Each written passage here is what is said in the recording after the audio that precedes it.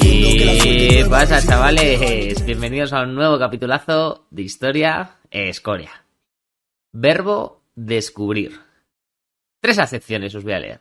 La primera de ellas: hacer que se conozca la existencia de una cosa o su verdadera naturaleza. Destapar una cosa que estaba cubierta. Hallar lo que estaba oculto o era desconocido. Una vez que hemos entendido estas acepciones del verbo descubrir, ¿quién descubrió América, chavales? ¿Realmente los castellanos? ¿O fueron los vikingos unos cuantos siglos antes? ¿O ninguno de los dos? Bueno, pues hoy os traigo el capítulo en el que vamos a ahondar en esta cuestión, en el descubrimiento de América atendiendo a la acepción literal del verbo descubrir. Para ello, hemos dividido el capitulazo en 3 partes. Una primera en la que haré una pequeña introducción, hablaremos de cuándo se empezó a investigar sobre el poblamiento originario de América y por qué. Luego os mencionaré, digamos, todos los autores paleontólogos y arqueólogos más interesantes y más importantes que ha habido, que han tratado este tema y que han estipulado sus propias hipótesis respecto a por dónde y cuándo se entró en América por vez primera. Y por último, haremos una conclusión, resumen, para recordar las rutas más importantes que hemos visto y las cronologías de cuándo se entró en América por primera vez. Ya sabéis lo que os digo siempre, chavales. Si os gusta lo que hago y cómo lo hago, ya sabéis que me podéis apoyar en el botón azulito de iVoox, ese que pone apoyar así tan bonito. Le pincháis ahí y me podéis donar desde 1,49€ al mes hasta 49 euros al mes. Ya sabéis que es la mejor forma de soportear, de apoyar lo que hago, pero también podéis, dadme follow en Instagram, en Twitter y demás redes sociales. Estoy en todas activo for real con el nombre de Historia Escoria. No me enrollo más, vamos con ello.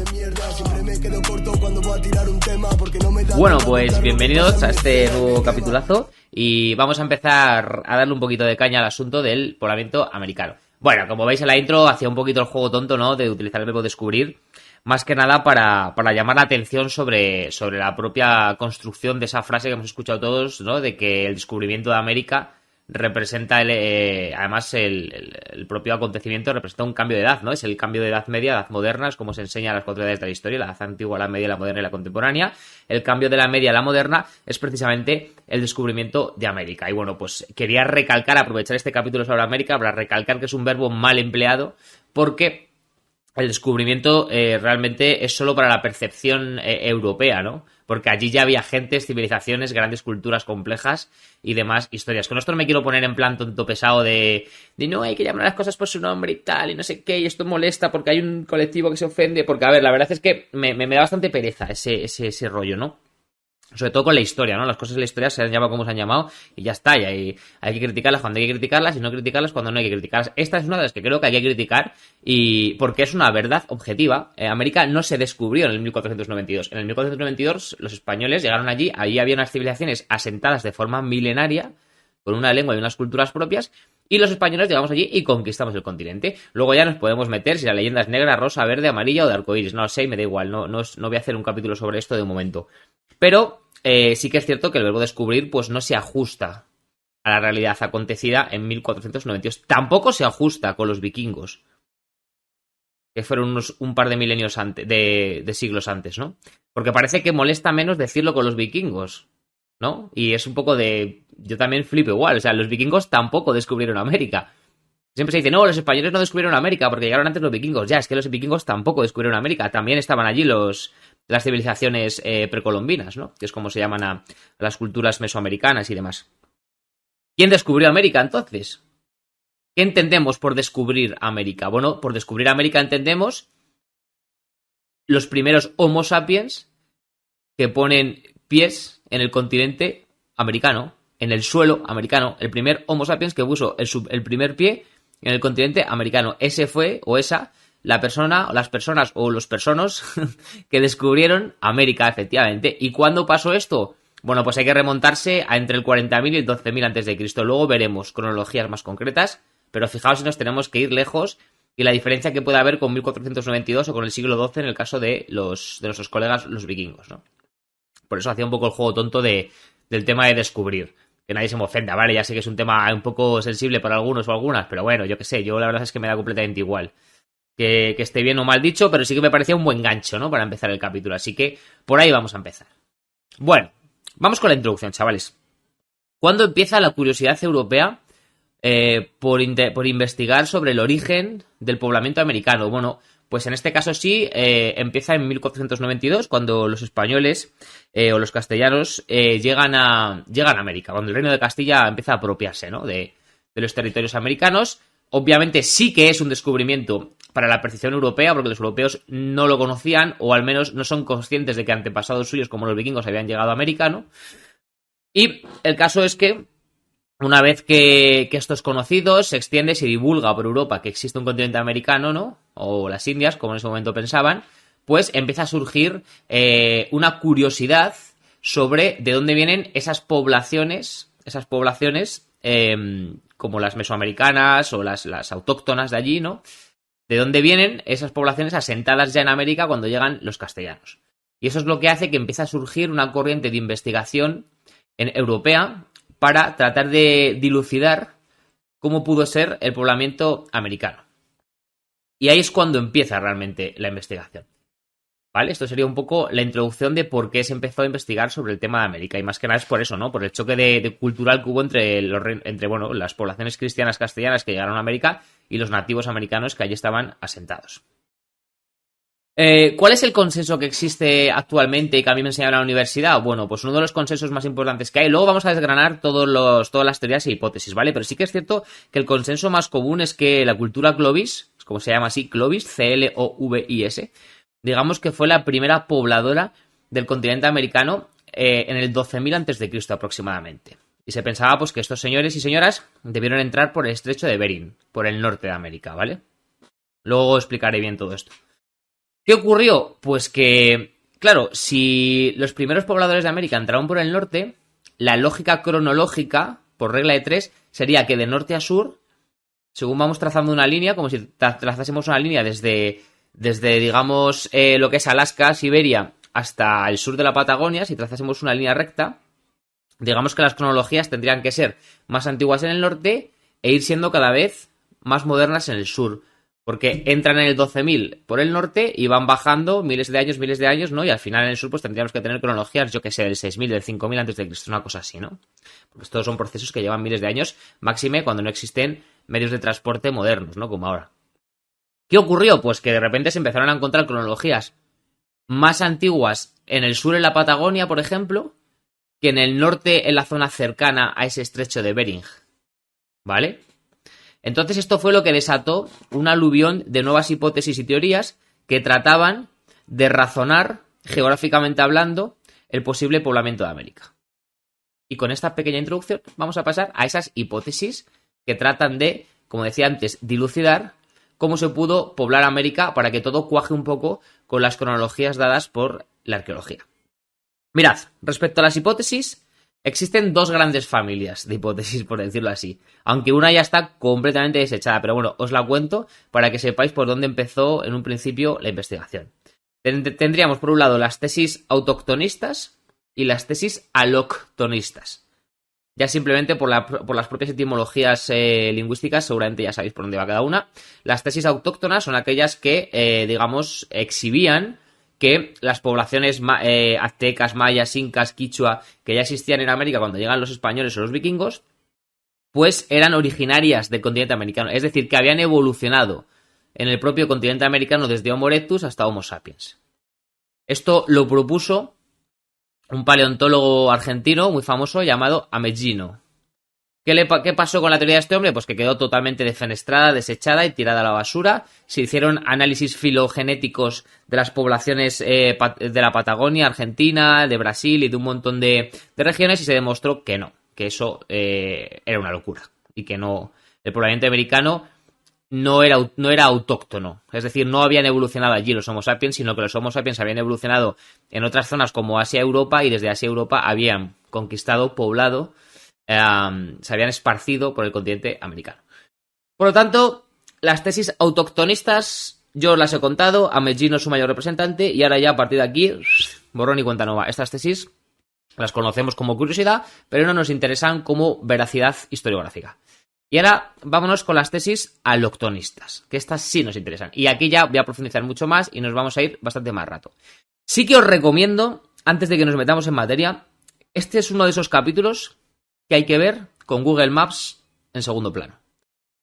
Porque voy a empezar a decir nombres de estrechos, de golfos, de cabos, de islas, de archipiélagos, que yo no conocía y que he tenido que ver en Google Maps para poder entender la coherencia de la navegación o la coherencia geográfica, etcétera, etcétera. Entonces, os recomiendo que este capítulo, a partir de ahora, lo veáis con Google Maps en la mano, o con un atlas o con lo que os dé la gana. Recomiendo Google Maps porque es mucho más fácil, tú pones isla de no sé qué leches y te va directo, ¿no? Bueno, vamos con el primero de los simpatizantes de las tesis aloctonistas. El señor, impronunciable para un pobre humilde castellano idiota como yo, Alec Echdrikak. Os lo voy a deletrear para que entendáis por qué es impronunciable, ¿vale? Porque no quiero parecer imbécil yo solo. El apellido es, ojito, H-R-D-I-K-C-K-A-C. Rdikak, ¿vale? Bueno, este Alec, vamos a llamar Tito Alec porque el otro es impronunciable para mí, expuso que se agrupa dentro de la familia aloctonista, o sea, no cree que los primeros pobladores de América evolucionasen en la propia América, a sapiens modernos. Lo que piensa es que en el 12.000 a.C., aproximadamente, el hombre americano, pues proviene de Asia y cruza a América a través del estrecho de Bering. ¿Dónde está el estrecho de Bering? Aquí empieza un poco el movimiento Google Maps, ¿vale? El estrecho de Bering es justo la zona en la que se conectan de forma muy cercana la zona de la Siberia rusa y la Alaska americana. Digamos que quedaría entre el extremo oriental ruso y el extremo occidental estadounidense. Es justo esa zona. ¿Y qué decía el querido Tito Alec? Bueno, pues lo que dice es que en el 12.000 a.C. aproximadamente unos Homo sapiens ya modernos, de características modernas, es decir, Homo sapiens sapiens, van a cruzar a América a través del estrecho de Bering. ¿Cómo explica esto? ¿Por qué razona esto? ¿Cuál es la coherencia de esto? Bueno, él establecía que existen semejanzas muy importantes a nivel filogenéticas, y en esto no se equivoca, entre el hombre asiático y el hombre americano. Y lo explica de esta manera. Él dice, claro que existen similitudes genéticas entre los asiáticos y los americanos, porque los americanos, en su origen más originario, son asiáticos que cruzaron por el estrecho. Digamos que esa es la prueba que él da para refutar esto. ¿Qué semejanzas reales? Vamos a concretar un poco esto, ¿no? ¿Qué semejanzas fisiológicas existen o comparten los nativos americanos con la población asiática? Bueno, hay una serie de semejanzas físicas, como por ejemplo el cabello lacio y oscuro, los ojos con pliegues mongólicos. Cuando digo mongólicos, digo de los mongoles, del país Mongolia, ¿vale? Que es que esto es algo que siempre pues provoca alguna risa entre los hispanos, ¿no? Ojos con pliegues mongólicos, pómulos anchos y salientes, dientes en forma de pala, pero sobre todo hay una cosa que yo, investigando para este tema, me ha llamado muchísimo la atención, que yo desconocía por completo, y es una cosa que se conoce como la mancha mongólica.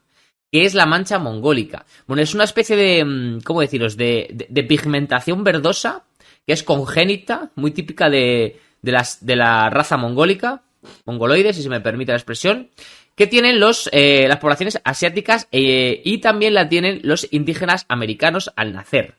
Y es una mancha, una pigmentación que va desapareciendo con el paso de los años. Bueno, pues esta pigmentación verdosa, esta mancha pequeñita, si ponéis en Google mancha mongólica, os sale enseguida en bebés de raza asiática, de etnia asiática. Os aparecen fotos modernas de cómo aún hay poblaciones que la tienen, ¿eh?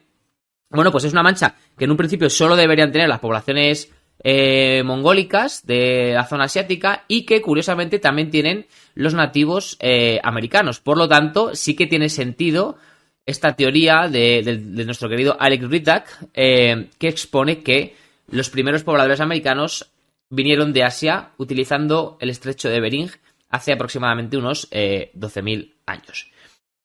Ahora, alguno de vosotros estará pensando, vale, pero ¿cómo cruzaron el estrecho de Bering? Porque, digamos, no son dos territorios que se toquen físicamente hablando. Había una glaciación muy fuerte y lo que va a ocurrir es que supuestamente pues, hubo un cambio climático, lo cual provocó que hubiese un poco de deshielo, el suficiente para que quedase un saliente de tierra importante por el que pudieran cruzar estas primeras poblaciones. Esto se conoce como la teoría del puente de Beringia, porque se supone que es como un puente que se forma debido a unas circunstancias concretas climatológicas sumadas al periodo glacial que se está viviendo en este momento, que hace que haya menos agua, porque al haber más hielo hay menos agua, y al haber menos agua hay más tierra, más suelo por el que pasar, y además justo se derriten unos hielos que crean un puente, no es lo que explica un poco la teoría. Es como que por resumirlo un poco, se dan las circunstancias geográficas y climáticas justas, precisas, para que se pudiese pasar por ese momento en ese preciso instante. Y es lo que van a hacer estas poblaciones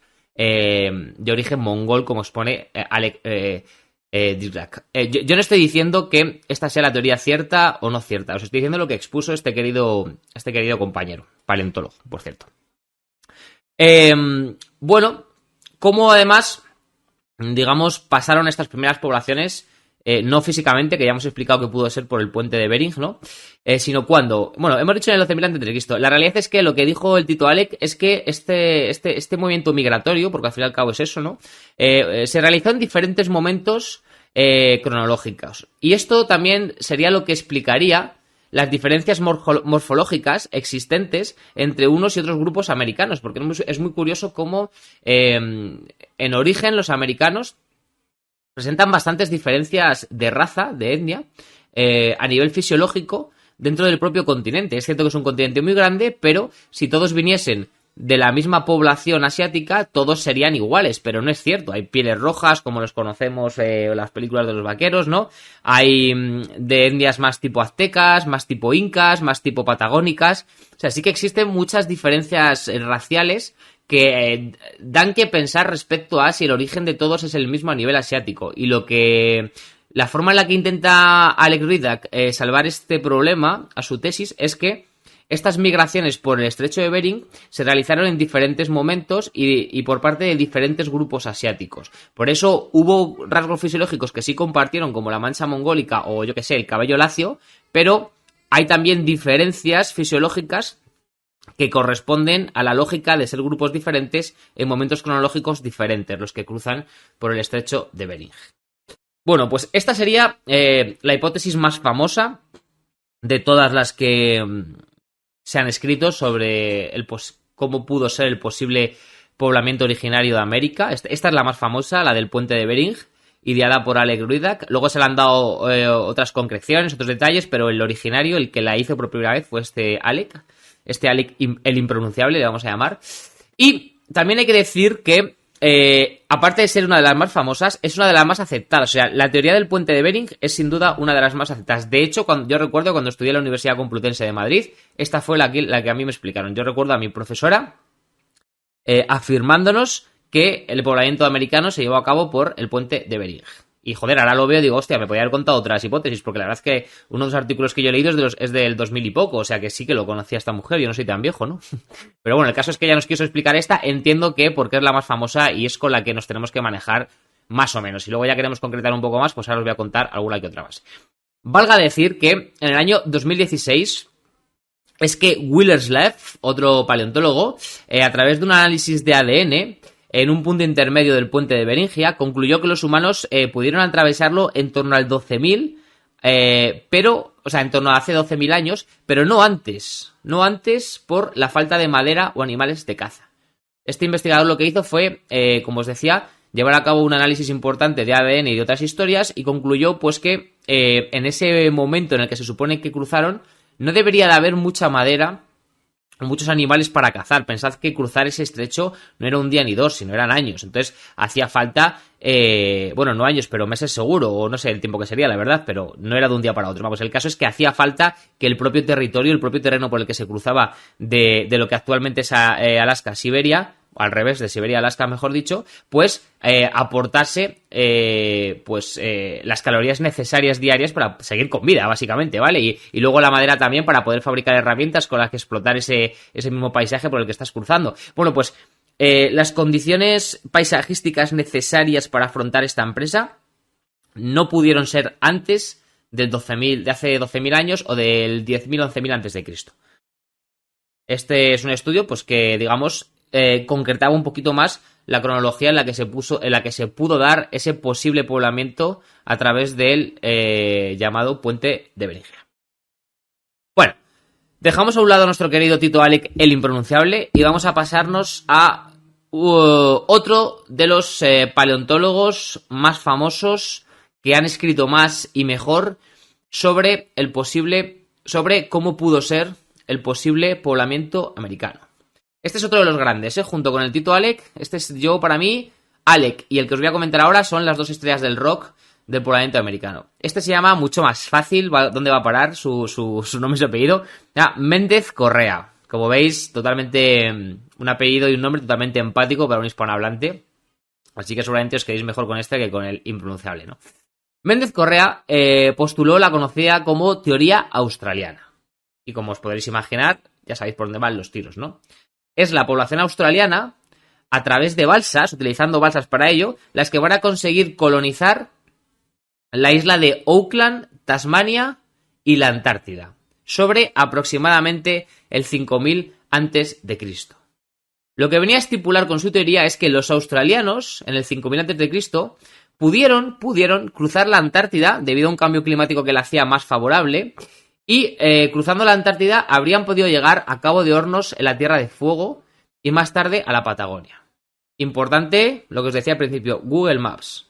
Cabo de Hornos en la Tierra de Fuego. Vais a ver que, si ponéis Google Maps, sí que tiene cierta coherencia y cierto sentido un posible viaje en balsa, utilizando la Antártida como apoyo de vez en cuando, hasta llegar a ese Cabo de Fuego. Digamos que ese Cabo de Fuego está como en la parte más sur de Sudamérica, escorado mirando como hacia la Antártida, y entonces sí que tendría sentido que desde Australia se fuese a la Antártida, se cruzase la Antártida andando o en balsa, y al final de la Antártida, cuando ya estás más cerca de lo que es el sur de Sudamérica, utilizasen las balsas para llegar hasta ese punto, ¿no?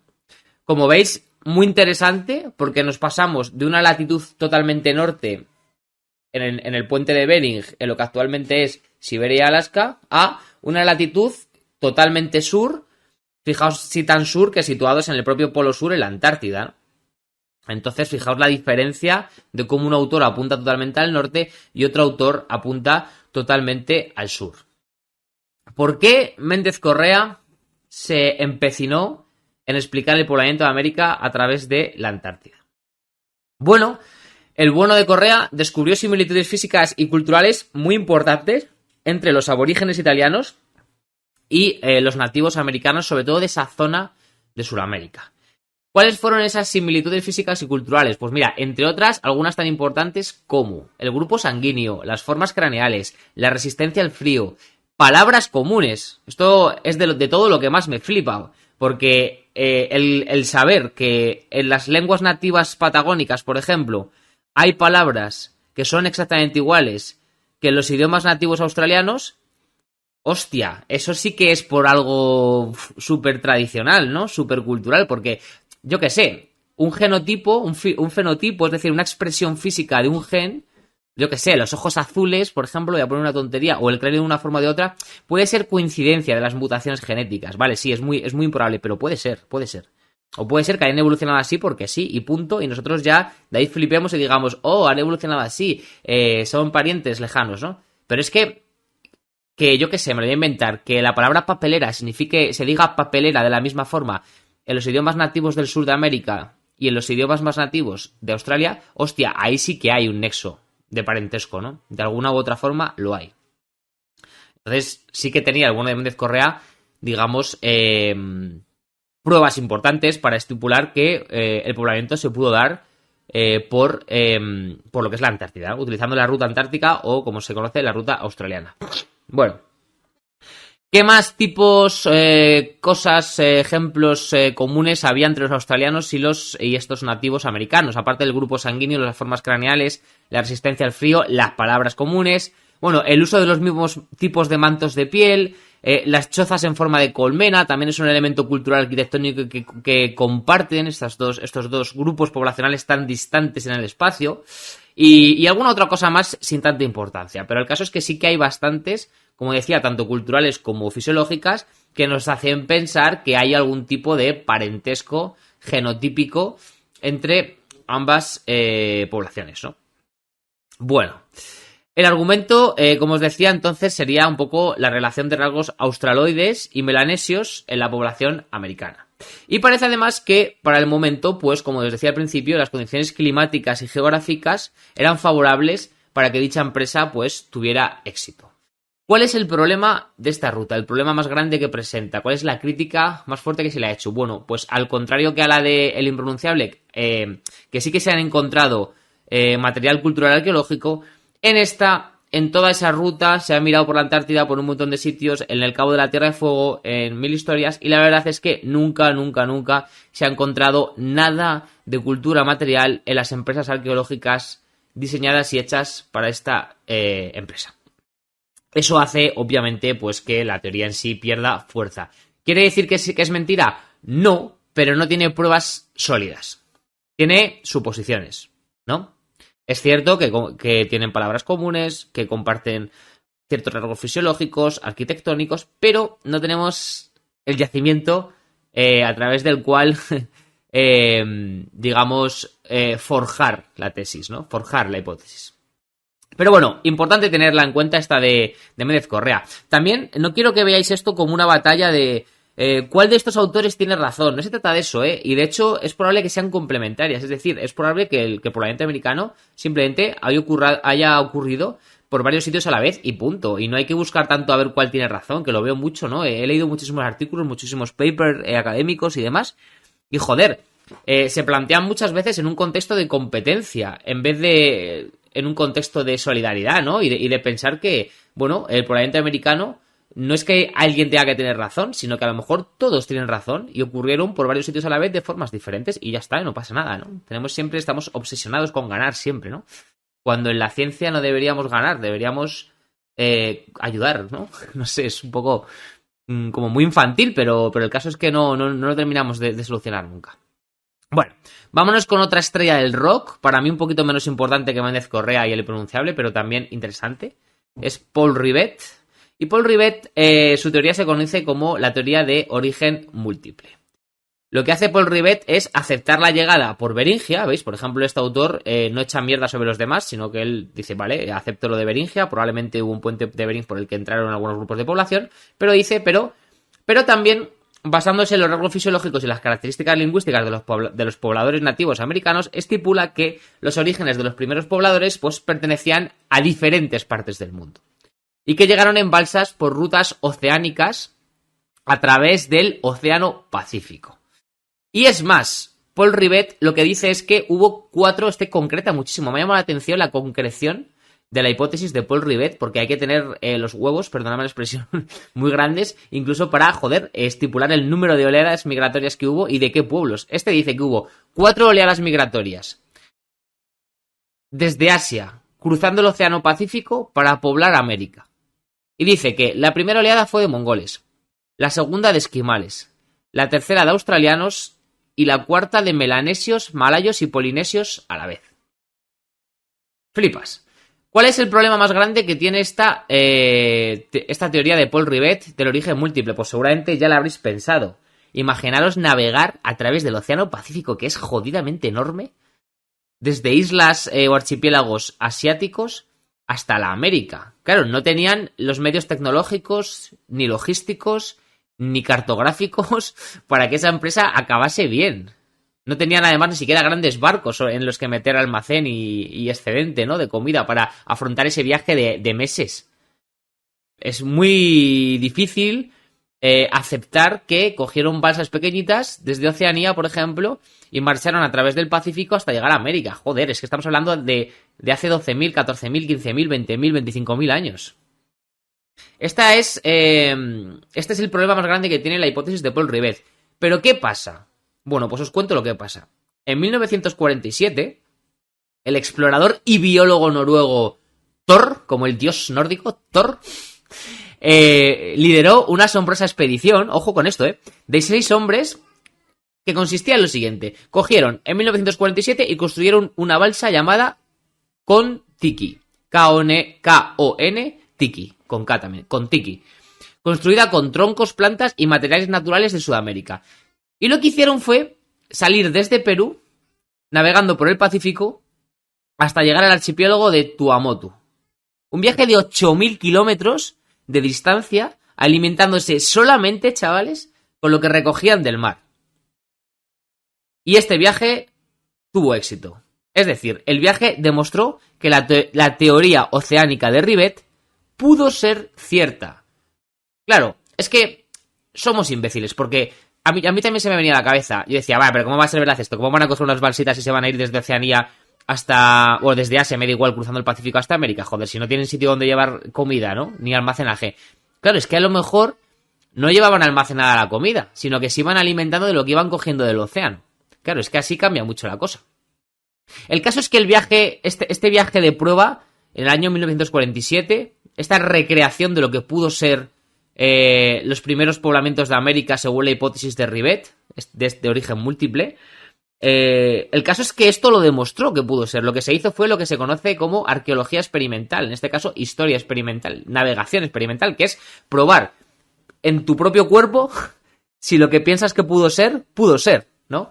Y el caso es que sí, pudo ser. De hecho, os recomiendo que veáis un documental que se hizo sobre esta experiencia en 1950.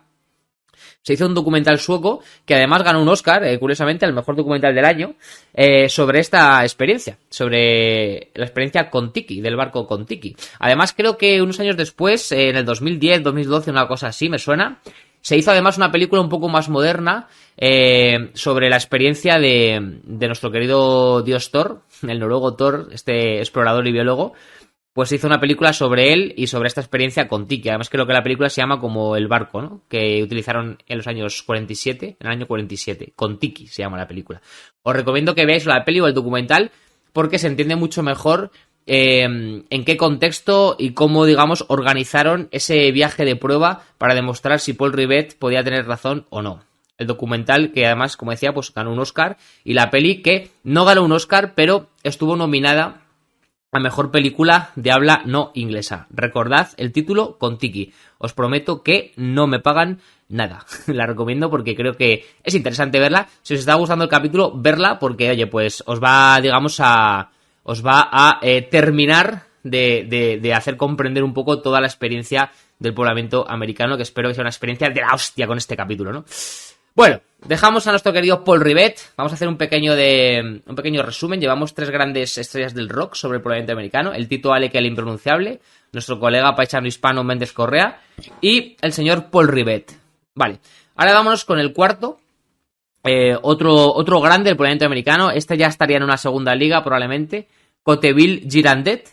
Y este lo que vino a decir es que los rasgos comunes entre los pieles rojas y el hombre europeo del Cromañón existían. Es decir, había genotipos y fenotipos comunes entre el hombre del Cromañón y los mal llamados pieles rojas. Así que lo que nos trae Coteville es otra ruta, la conocida como la ruta atlántica.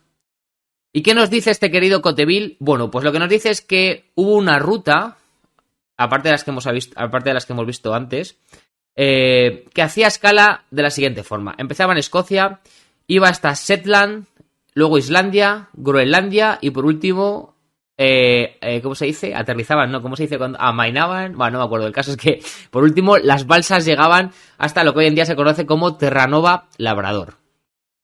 Esa sería la ruta. Aquí sí que es importante darle al Google Maps, porque son muchos nombrecitos y a lo mejor así dicho os estalla la mente y no sabéis geográficamente a qué me refiero, pero si lo veis en el Google Maps lo vais a entender muy fácil. Es como una U desde Escocia hasta el norte de América, pero como una U invertida, al revés, como una N, ¿vale? Es como una N. Salen desde Escocia, van hasta Shetland, luego Islandia, luego Groenlandia y por último Labrador Terranova, que creo que actualmente esto es Canadá. Así que este Coteville nos propone esta ruta basándose en los parecidos fisiológicos entre los pieles rojas y el hombre del Cromañón europeo. ¿Cuál es uno de los principales problemas que presenta esta teoría? Bueno, pues como ya os estaréis imaginando, es la propia ruta en sí. Es una ruta muy compleja y en este caso no ha habido un ejemplo de navegación experimental para comprobar si esta ruta podría ser viable con los medios tecnológicos, logísticos y cartográficos de hace 12.000, 40.000 años. Entonces, pues no está probada. ¿Es probable? Sí, bueno, vale, pues sí es probable que pudo ser, yo que sé, es una teoría más. Es cierto que hay rasgos comunes entre los mal llamados pieles rojas y el hombre del Cro-Magnon europeo, pero es lo que os decía antes, esos rasgos comunes son casualidad, son percepciones nuestras. El caso es que no hay un ejemplo experimental de este tipo de navegación. Entonces es complejo de demostrar. Luego, aparte, nunca se ha encontrado ninguna evidencia cultural en Europa de que el hombre del Cro-Magnon tuviese conocimiento de navegación, lo cual haría muy difícil que pudiesen haber navegado sin digamos, una cultura de navegación desde Europa hasta América, ¿no? Hace 12.000 años. Entonces, complejo. Bueno, y por último, nos iríamos a nuestra última estrella del rock, nuestro último colega, nuestro último amigo del planeta americano, que es Greenman, el hombre verde, Hulk. Vamos a poner el apodo de Hulk. Joder, les hemos puesto verdes, a los investigadores. Tenemos por ahí al impronunciable, a nuestro paisano hispano Méndez, al Paul Rivet, a Coteville y a Hulk, aquí el último, ¿vale? Estos son un poco los apodos. Nada, fuera de coña. Greenman, Green de verde y Man, pues de hombre, ¿no? ¿Qué dice nuestro querido colega Greenman? Bueno, este nos dice que efectivamente va por un poco por donde va Coteville. Hubo otra ruta desde Europa Occidental con embarcaciones de tipo kayak. El inconveniente es sin duda el tipo de embarcación, porque el viaje sería muy arduo. Es muy parecido a lo que le pasa a la teoría de Coteville. Y además volvemos un poco a lo mismo de la ruta del Pacífico. La propia embarcación no admite acumulación de alimentos para soportar el hambre. Claro, ¿qué pasa con esto? Porque las críticas que se le hicieron fueron estas, ¿no? Los kayaks no admiten ni mucha gente ni mucha acumulación de alimentos. Pero claro, luego vemos a nuestro querido amigo el dios Thor, que hizo esa experimentación de navegación sin excedente de alimento, alimentándose de lo que le daba el océano, digamos, de forma diaria, y dices, bueno, pues a lo mejor pudo ser también que con kayaks pudiesen haber llegado a América desde Europa Occidental, ¿no? Bueno, no sé. El caso es que esta teoría de Greenman es de las menos apoyadas y, bueno, hay que mencionarla porque digamos que de los 5 que os he presentado aquí es el menos importante, pero si le ponemos en un contexto general mundial sí que es de los más importantes, así que por eso os lo traigo, ¿vale? Resumen rápido, 5 grandes estrellas del rock sobre el poblamiento americano: Alec el impronunciable Riddak, Méndez Correa, nuestro colega hispano, Paul Rivet, con su origen múltiple, Coteville y el hombre verde, Greenman, Hulk, por último. Bueno, estos son los 5 autores y las teorías que ellos defienden para dar explicación a cómo y cuándo se pudo poblar por vez primera el continente americano. Es decir, ahora sí, lo podemos decir, descubrir América. Vamos a hacer un resumen rápido de las 5 rutas que hemos visto y con esto, señores y señoras, cerramos capítulo. Tenemos, por lo tanto, a modo de resumen, 5 rutas principales que tratan de explicar el descubrimiento de América. Ahora sí voy a emplear este término. Me apetece ahora. Tendríamos, en primer lugar, la más famosa, la más importante, la gran estrella de las 5 rutas. La ruta de Beringia, el puente de Beringia. Ya sabéis, conexión entre lo que hoy en día es Siberia, la Siberia rusa, y la Alaska norteamericana. Es como imaginarse el extremo oriental de Rusia y el extremo occidental de Estados Unidos. ¿Vale? Si, vais a Google Maps o al propio Google, ponéis puente de Beringia, mapa, y las primeras imágenes que os salen, lo veis clarísimo a lo que me refiero. Cómo pudo ser esa primera entrada, ese descubrimiento americano por ahí. En segundo lugar, tendríamos la famosísima también Ruta del Pacífico. Y esta ruta lo que conlleva son, viajes desde toda la zona asiática, de norte a sur prácticamente, hacia América a través del Océano Pacífico en embarcaciones. Recordemos a nuestro querido biólogo y explorador, el dios Thor, haciendo ese ejercicio experimental, el propio, en los años 50 del siglo pasado, para demostrar que sí pudo ser, porque imitaron las condiciones logísticas, tecnológicas y cartográficas de hace 14.000 años. En tercer lugar, tendríamos la ruta atlántica, explicada por otro de nuestros colegas mencionados anteriormente. Acordaros de aquel que relacionaba los pieles rojas con el hombre del Cro-Magnon, que sería la ruta atlántica. Acordaros que os decía que es como una U invertida o una N, que nace en Escocia y toma tierra por vez primera dentro del continente americano en lo que actualmente se conoce como Terranova Labrador. Ruta Atlántica, por tanto. Luego tendríamos otra gran ruta, que no la he mencionado con este nombre, pero sí la he mencionado, que sería la ruta costera, que digamos que esta lo que hace es que empieza por el norte de América, desde Asia, también por ahí por Beringia, pero no por el puente de Beringia, sino que lo que hacen es que con embarcaciones van bordeando todo el litoral asiático por casi al sur del estrecho de Bering y a través de embarcaciones pasan ese estrecho de Bering, pero de forma marítima, no de forma terrícola, y así van bordeando toda la costa pacífica de América y por lo tanto asentándose en el continente. Esto se conoce como la ruta costera. Y por último, la última gran ruta que tendríamos de entrada al continente americano por primera vez es la de nuestro querido colega hispano Méndez Correa, que sería la famosa ruta antártica, que es esa ruta que partiría desde poblaciones australianas, adentrándose en la Antártida, caminando o yendo por la costa de la Antártida hasta América del Sur, llegando, como os decía, a esa Tierra de Fuego, a ese cabo en la Tierra de Fuego al sur de la Patagonia, por esa zona sur de la propia América del Sur. Resumen rapidísimo de las 5 rutas y con esto cerramos capitulazo para que nos vayamos con ideas claras. Ruta de Beringia, ruta del Pacífico, ruta atlántica, ruta costera y ruta antártica. Estas son las 5 grandes rutas que exponen los más grandes paleontólogos y arqueólogos que se han dedicado a estudiar el origen del poblamiento americano. Y esto es, por supuesto, lo que os traigo yo a este capitulazo para que podamos abrir un poco la mente y entender un poco mejor cómo pudo ser poblado ese gran continente que es América. Bueno, chavales, pues espero que hayáis disfrutado muchísimo este capitulazo, tanto como yo lo he hecho trabajando en él, investigándolo y bueno, y resumiéndolo un poco para que os sea lo más amable y afable posible. Yo la verdad que, como os decía, lo he disfrutado muchísimo. Espero que la pasión con que divulgo historia os llegue, porque yo os prometo que lo hago por vocación pura y dura, 90% vocación, o sea, eso os lo puedo asegurar, ¿vale? Porque los beneficios son nulos. Pero bueno, este es un tema que a mí me encantaba y quería traer al podcast y bueno, pues espero que lo hayáis disfrutado mucho.